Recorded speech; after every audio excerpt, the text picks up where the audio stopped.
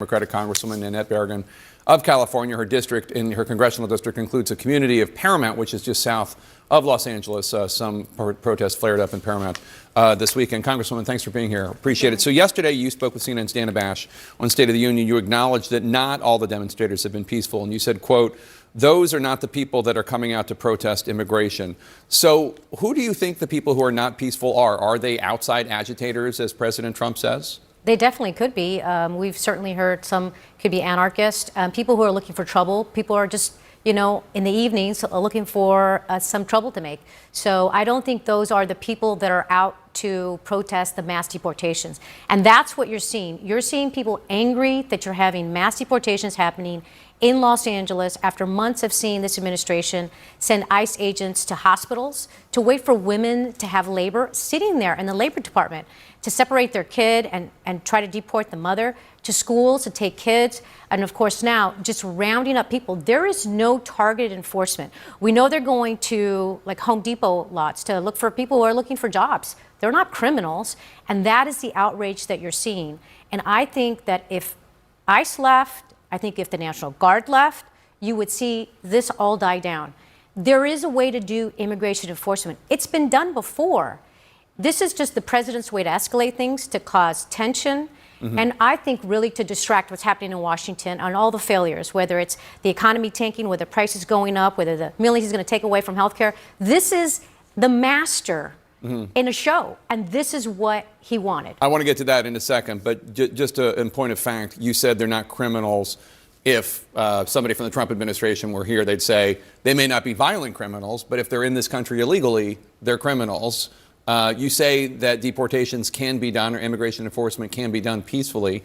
What's the way to do it peacefully if not raiding places where undocumented folks are? I mean, the position of the Trump administration would be, if you're not in this country legally, you shouldn't be in this country. I mean, that's what they would argue. And this is a misconception that if you're in this country illegally, that you're a criminal, because it's a civil matter. It's not a criminal matter. But there is a way to go after people. We've been doing this forever, and that is they know where the serious criminal offenders are, and they send folks out to get them. They don't just go massively round up people. Think about this, Jake.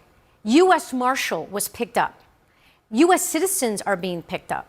I mean, this is not an effort to really get criminals. It's an effort to see, let's see who we can just sweep up along the way. And why are they doing this? Because this president said he was going to deport millions of people, and the numbers have not been adding up. You know why? Because there aren't that many serious criminal offenders that are the millions of people that he wants to round up. So now he's getting our neighbor and our friend and the people that you all know, people that we've been here, that have been here for decades. And that is, I think, the outrage that you're seeing happening across this country. And it's not just in Los Angeles. Clearly, we've seen protests in other parts of the country, against what is happening.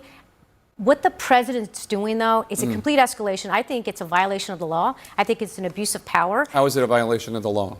I mean, ICE is allowed to deport people. No, I'm talking about overall what he's doing. He's now sending in the National Guard. Sending the seizing of the National Guard. I mean, now he's sending the Marines in. They're threatening to arrest the governor. I mean, now they're arresting Congress members. I mean, this is a fear tactic to try to get people to not do their jobs. And even members of Congress, who it's written in law, you can go do the oversight into these detention centers. Right. They're not allowing it to happen. Right now, I saw Congresswoman Maxine Waters not allowed to enter a detention center.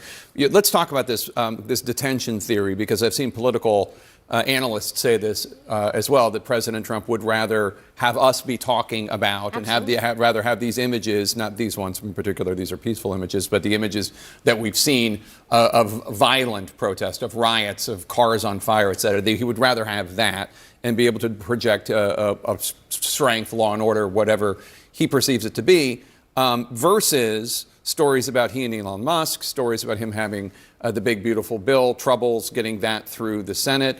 Why do you, I mean, obviously, I think it's on its face, prima facie, of course he would rather have that story, but you think that's why he's doing this? Absolutely. I mean, take a look at the polls. His polling numbers were going down, and what do you do when you're Donald Trump and you don't know what else to talk about? You go to immigration. This is his go-to topic. This is what he does. But we do know a month ago that Stephen Miller told immigration officials 1,000 a day is not enough. We want 3,000 a day. So, I mean, that was a month ago. Yeah, I think it's the president has been angry for some time about not enough numbers, but this is a peak time to do it because we're seeing prices go up, we're seeing the economy tank, we're seeing the troubles of the big, beautiful bill. I mean, just think about what was happening last week. We were all talking about the Elon Musk, Donald Trump fight, and what does he do? He starts by threatening to take away federal funding from California and says, okay, let's go send in ICE agents. And they don't have the capacity, they don't have the numbers. So now what are they doing? Let's go get the National Guard and let's go now call the Marines. And this is where I think this is a sign of a dictator. And the threats even that he's making against the governor to arrest him, I mean, come on, that is pretty outrageous. And this is where you should have governors from every state, Democrat or Republican, speaking up and saying, this is not America, this is not right, and we should not allow a president to do this. It's, I think, a dangerous lane to go down. And I just want to say one thing, Jake.